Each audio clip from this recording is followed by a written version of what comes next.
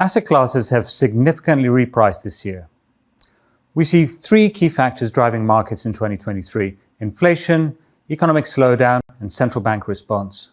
Now, we continue to see central banks tightening financial conditions to combat inflation, which we expect to peak in 2023. But this is leading to economic slowdown, and markets will shift their focus from inflation to recession. Against this backdrop, we're remaining defensively positioned with a cautious view on riskier credit and equities, as spreads remain too tight to compensate for a higher chance of defaults, while earnings expectations remain elevated. Now, we think government bonds will play a growing role in portfolios and will offer both diversification and a higher level of income. As we progress through the year and as valuations adjust in equities and high yield, we will look for opportunities to re-engage with risk. We also see the current repricing as an opportunity to grow our income distributions.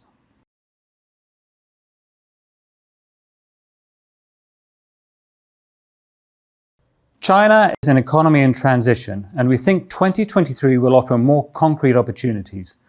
Over the next few months, the new administration and new policies will be put in place for the next 5 years. But the opportunities will be prevalent in onshore markets, where negative sentiment and weak fundamentals have resulted in very attractive valuations. We also see opportunities in certain sectors where valuations are attractive and earnings are less exposed to economic growth. One example is healthcare, which has defensive properties relative to the broader market, as its earnings are not affected by higher interest rates.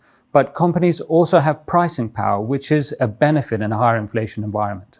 In fixed income, we look for bond markets with positive real yields, for instance, Brazil or Korea, where central banks have acted preemptively and inflation has peaked or is heading down, while yields remain high.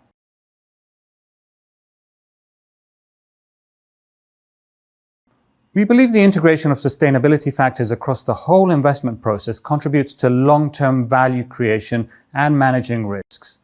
We go beyond exclusion and believe active engagement enhances value and increases impact. In the income portfolios, we see opportunities in renewable energy, infrastructure, and energy transition strategies. In infrastructure, our engagement has helped identify those companies with the best and most realistic approach to net zero infrastructure, with actionable targets to meet by 2030.